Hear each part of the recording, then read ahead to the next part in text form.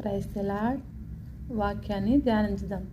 దాదాపు అదే కాలమందు రాజైన హేరోదు సంఘపు వారిలో కొందరిని బాధపెట్టుటకు బలాత్కారముగా పట్టుకుని యోహాను సహోదరుడైన యాకోబును ఖడ్గముతో చంపించెను. ఇది యూదులకు ఇష్టమైన కార్యమని తెలుసుకొని పేతురును కూడా పట్టుకొనెను. ఆ దినములు పులియని రొట్టెల పండుగ దినములు.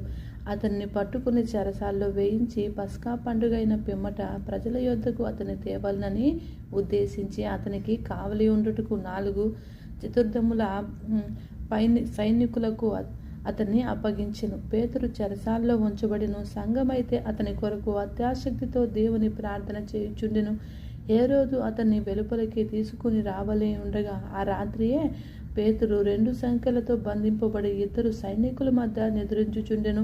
మరియు కావలివారు తలుపు ఎదుట చెరసాల కాచుకొని ఉండిరి. ఇదిగో ప్రభు